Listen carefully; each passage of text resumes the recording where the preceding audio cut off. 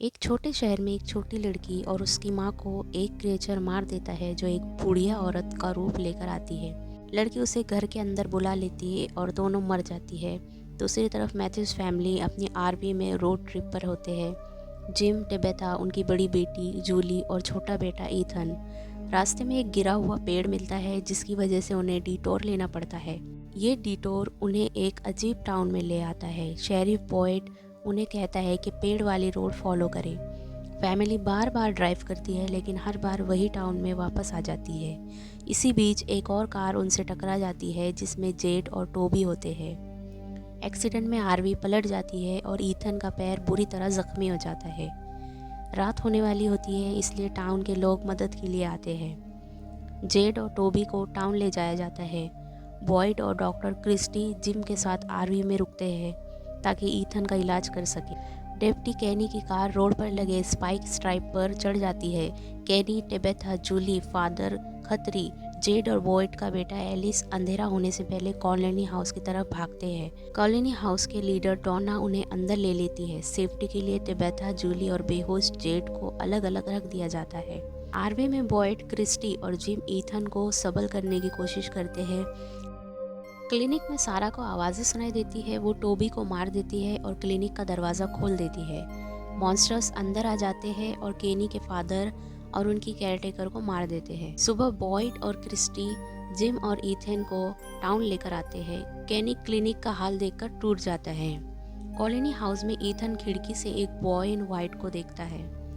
Z होश में आता है और उसे लगता है कि ये सब प्रैंक या एस्केप रूम है। फादर खतरी जिम और टेबेथा को टाउन घुमाते हैं और बताते हैं चूजिंग डे के बारे में, जिसमें लोग डिसाइड करते हैं कि वो टाउन के घर में रहेंगे या कॉलोनी हाउस में। जूली कॉलोनी हाउस चूज करती है जबकि जिम, टेबेथा अपना अलग घर लेते हैं। फ्रैंक को मॉन्स्टर्स मार देते हैं। विक्टर ईथन को जंगल में एक फारवे ट्री दिखाता है। वो एक पत्थर उसमें डालता है और वो कहीं और टेलीपोर्ट हो जाता है। पास्ट में दिखाया जाता है कि विक्टर बचपन में बहुत सारी लाशें देखता है। बॉय एंड वाइट उसे झूले पर खेलने को कहता है। जिम और टिबेथा ईथन को ढूंढते हुए जंगल में फंस जाते हैं। वाइल्ड डॉग्स उन्हें घेर लेते हैं लेकिन विक्टर पिस्टल से उन्हें भगा देता है। सारा का हेलुसिनेशन होता है जो उसे ईथन को मारने के लिए कहता है। सारा रिकवर करती है। सारा क्रिस्टी से पूछती है कि क्या एक बुरा काम करके सबको घर भेजा जा सकता है। क्रिस्टी हाँ बोलती है क्योंकि उसकी फियांसे बाहर छूट गई है।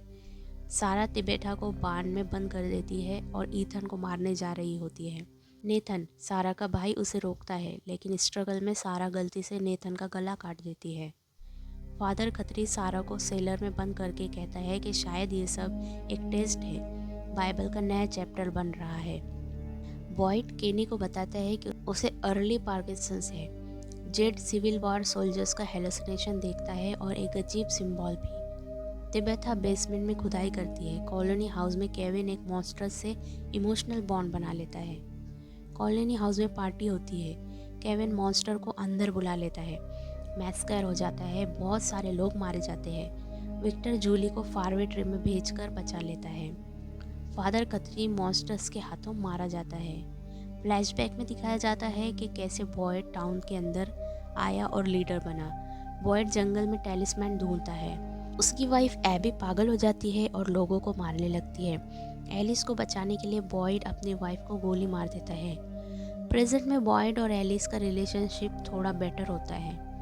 बॉयड और सारा जंगल में दूर तक जाते हैं। उन्हें बॉटल ट्री मिलता है जिसमें 1864 जैसे साल लिखे पेपर होते हैं। सारा बताती है कि आवाज़ कह रही है कि जंगल में मॉन्स्टर से भी ज़्यादा खतरनाक चीज़ें हैं। उनके टेंट पर अनसीन अटैक होता है और हॉर्न सुनाई देता है।